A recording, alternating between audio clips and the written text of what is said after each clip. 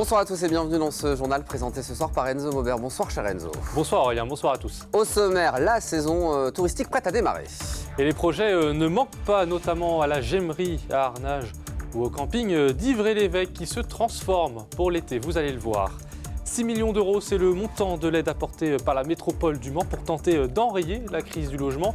Puis des doctorants des 4 coins du globe au Mans, c'était ce week-end lors du Festival des jeunes chercheurs. Et puis un invité politique dans ce journal ce soir. On reçoit Olivier Biencourt, conseiller municipal de l'opposition au Mans.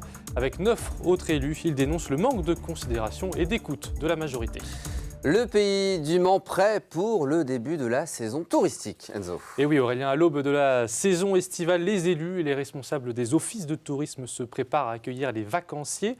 Ils étaient réunis ce matin au plongeoir Cité du Cirque, l'occasion de présenter quelques-uns de leurs projets en lien avec le tourisme justement. Anthony Piton.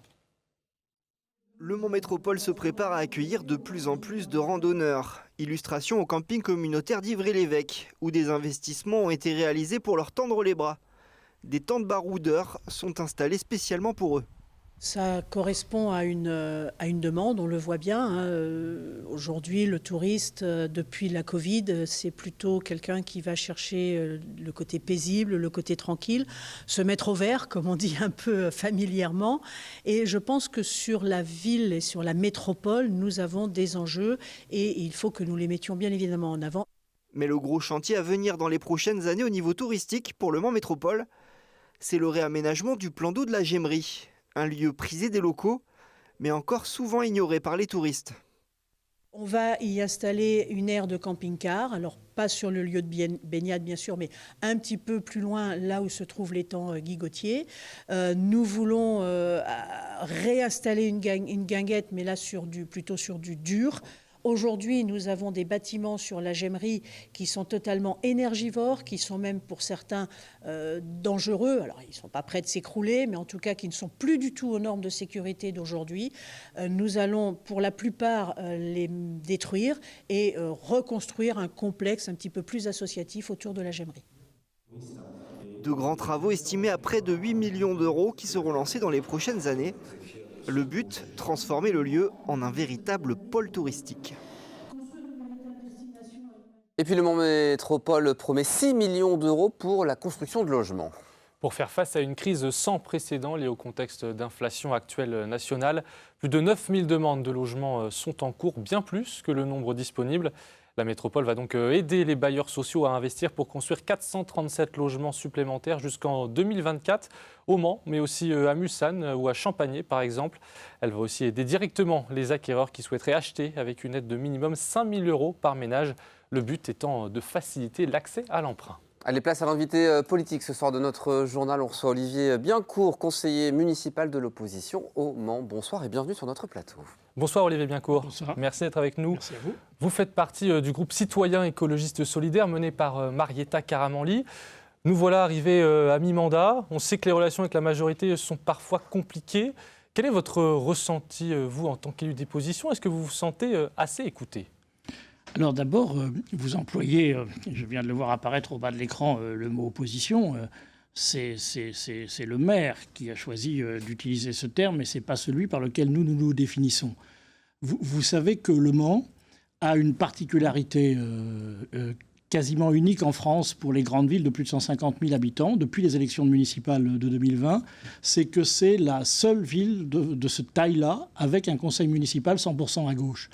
Donc, ça veut donc dire qu'il n'y a pas de... Nous ne sommes pas dans un débat de posture politique comme il peut, ne soyons pas naïfs, y avoir quand dans une assemblée, vous avez une majorité de gauche avec une opposition de droite ou l'inverse, et où les clivages sont d'accord. Nous sommes forcément d'accord sur des valeurs qui sont les nôtres et qui sont les vraies pour la liste qui était celle conduite, les élus qui sont issus de la liste conduite par Stéphane Le Foll et de ceux qui sont issus de la liste conduite par Marietta Caramanli. Bon, il se trouve qu'en effet, et puis je crois qu'on on a de ce point de vue-là, les uns et les autres, une responsabilité. Et on est regardé, moi quand je me déplace en Sarthe ou même des fois en dehors du département, je sais qu'on est regardé sur la capacité de ce que la gauche peut avoir à faire ensemble. Donc de ce point de vue-là, c'est dommage que le choix qui a été fait par le maire du Mans est celui d'une opposition systématique, ou en tout cas de de nous traiter de cette manière-là, alors que ce n'est pas notre souhait, alors que ce n'est pas notre posture, et alors que la responsabilité commune des femmes et des hommes de gauche doit être de montrer que quand c'est nous qui sommes là, c'est un peu différent de quand il y a de la droite ou de l'extrême droite. Et alors, est-ce que vous vous sentez entendu quand même dans ce conseil municipal ? Il faut faire beaucoup d'efforts pour l'être. Et puis, on peut des fois voir des actions mettre en place que l'on approuve, qui rejoignent des constats que l'on a pu faire et qui ne sont pas forcément... On prend la question de la sécurité sur la ville du Mans. Nous avons été, au moment des élections municipales, sur la question de la police municipale, nous avions considéré qu'il fallait, par exemple, une antenne à la gare du Mans, en disant la gare du Mans, et d'abord c'est important, c'est l'entrée de ville pour tous les gens qui viennent. Il y a, comme dans d'autres villes de France, dans les quartiers de la gare, un problème éventuel de sécurité. Et donc on savait dire qu'il faut une présence humaine de la police pour intervenir rapidement. Bon, on voit que la solution qui vient d'être prise est celui d'une convention avec la police ferroviaire pour qu'elle ait le droit de sortir de son emprise et que s'il y a un problème sur le parvis, elle intervienne plus vite que la police nationale qui vient de Pexan, plus vite que la police municipale qui vient de Comtes-du-Maine. Ça veut dire que le constat qu'on avait fait est sûrement partagé. Donc finalement, c'est un autre moyen qui répond à ce constat. On pourrait prendre d'autres exemples. Ouais. Je pense que quand on fera... quand on fera le bilan de ce mandat, je pense que l'intervention qu'a fait en début de mandat ma collègue Hélène Laforêt-Thibault sur la féminisation des noms de rue restera important, puisqu'on avait vu arriver dès le début des propositions où cette problématique, qui est importante en termes de symbolique pour les jeunes générations, n'avait pas été prise en compte. Depuis, elle l'est. Et depuis l'intervention qu'avait pu faire Hélène. Vous avez donné une conférence de presse ce samedi, où vous avez notamment, avec votre groupe, critiqué certains effets de communication de Stéphane Le Foll. Je pense par exemple aux tarifs de la cantine scolaire qui ont augmenté, à la taxe foncière. Est-ce que ces méthodes de communication vous gênent ? Oui, parce que ça, c'est de la communication... sur les tarifs de la cantine, qui ont augmenté de 2%. Elles ont augmenté de 2%. Alors évidemment, les tarifs de la cantine, c'est de la cantine scolaire, ça fonctionne par année scolaire, ça rentre en application en septembre. Donc évidemment, l'augmentation de 2%, elle a démarré à la rentrée 2022-2023. Mais quand vous dites ça, 2022-2023, excusez-moi, pour la famille Mancel en 2023, elle paye plus, puisqu'il y a eu une augmentation. Donc c'est vrai que formellement, ce vote-là n'a pas été fait lors de la séance du budget, il avait été fait avant. Honnêtement, pour les familles Mancel, elles vont voir qu'elles payent plus. Je trouve que la distribuer des documents où il y a un 0% quand on a fait 2, moi je suggérais au maire d'assumer ce 2. Là vous dites que c'est de la communication, je serais presque envie de dire que c'est de la propagande. Très bien, c'est votre ressenti. C'est factuellement inexact. C'est factuellement inexact. Alors, vous avez distribué justement en ce moment ce prospectus dans les boîtes aux lettres des Manceaux, qui reprend certaines de vos propositions à mi-mandat. Et vous invitez les Manceaux et les Mancel à une réunion publique. La prochaine, c'est le 12 juin à 19h30, salle Pirret. C'est ouvert à qui le veut, bien évidemment. Merci Olivier Biencourt d'être venu sur notre plateau. Merci. Alors on va rester au Mans, Enzo, pour s'intéresser à cette caserne plus moderne pour les pompiers du centre Le Mans Degré. Et oui, c'est l'une des plus grandes de France. Elle a été inaugurée en 1987 et elle vient tout juste d'être rénovée. 3 800 000 € ont été investis par le département, la ville du Mans et Le Mans Métropole. Objectif, réduire la consommation d'énergie du bâtiment, mais aussi améliorer la vie des 134 pompiers du centre.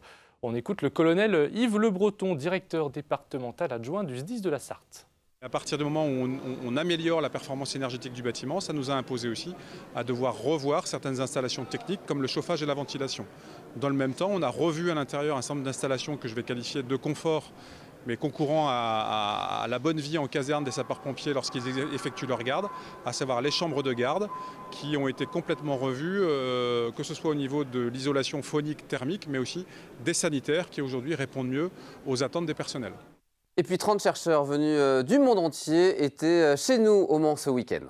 Ils sont doctorants, c'est-à-dire qu'ils travaillent sur une thèse. Ils viennent de tous les pays francophones. Ils se sont retrouvés au Mans dans le cadre de la 6e édition du Festival des jeunes chercheurs. L'objectif, sortir de son laboratoire et apprendre à parler à un public. Un événement qui s'est décliné un peu partout dans la ville vendredi et samedi. Ambiance avec Laure Girard. Ce groupe a rendez-vous avec Marion, en plein cœur du Jardin des Plantes au Mans. Doctorante à l'Université de La Réunion, elle a 20 minutes pour leur parler de son domaine de recherche qui allie étude des oiseaux et impact des comportements humains sur leur population. Cette partie-là, c'est les oiseaux endémiques de l'île, mais menacés d'extinction. Le but, c'est vraiment de comprendre comment faire en sorte que tout le monde puisse participer à la protection des oiseaux. Et en même temps, de faire un peu connaître la sociologie de l'environnement qui n'est pas hyper bien connue. Je trouve que c'est bien parce qu'on apprend de nouvelles choses, surtout le fonctionnement des oiseaux, de ceux qui vont disparaître ou pas, donc je trouve que c'est génial. Autre rencontre, autre lieu. Ici, la ferme Naturellement, place de la République. Jeanne est doctorante en sciences de l'éducation dans l'enseignement agricole à Dijon. Comme ses collègues chercheurs, elle va passer la matinée à répondre aux questions des passants. Un exercice de vulgarisation très instructif pour elle. C'est vrai que parler de sa recherche dans différents formats, c'est aussi très intéressant parce que les retours qu'on a ne sont pas les mêmes.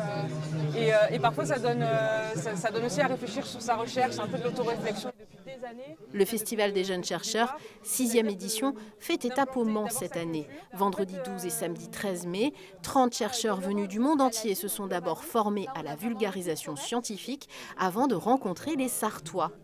Et c'est très important évidemment pour le public, pour à la fois rencontrer les chercheurs, découvrir ce qui se passe dans les laboratoires de recherche, découvrir leur quotidien, leur métier. Pour les plus jeunes aussi, ça donne des idées pour leur avenir. Des échanges qui se sont prolongés dans la soirée lors de la nuit des musées. Et puis un mot de sport pour terminer. Éric Beugnot, ancien joueur du SCM, l'ancêtre du MSB, est mis à l'honneur ce mardi soir. Oui, on ne l'a pas connu, on ne l'a pas vu jouer, Aurélien. Nous. On est trop jeunes. Exactement, mais pourtant il était réputé pour sa ténacité et son franc-parler. Il va voir son maillot suspendu aux côtés d'autres légendes du club comme Christian Balzer, Shwanta Rogers ou encore J.D. Jackson. Un honneur pour celui qui a été ancien ailier de 1972 à 1984. Il a été aussi le 5e joueur le plus capé en équipe nationale, rien que ça. Éric Beugnot qui est heureux et fier de cette distinction. On l'écoute au micro de Colin Ancel. Ce qui peut paraître surprenant, c'est que cette consécration, cette reconnaissance arrive pratiquement 30 ans après que j'ai arrêté de jouer. Et moi, je ressens ça comme un privilège, dans tous les cas. Il y a très peu de basketteurs qui peuvent bénéficier de cette reconnaissance-là. Et en plus, ça se passe dans une ville où je sais avoir gardé beaucoup de sympathie de la part du public. Donc, ça fait de moi un mec super heureux. Et c'est la fin de ce journal. Merci beaucoup Enzo. Une page de pub, la météo. Et vous ne bougez pas, on se retrouve dans quelques instants. À tout de suite.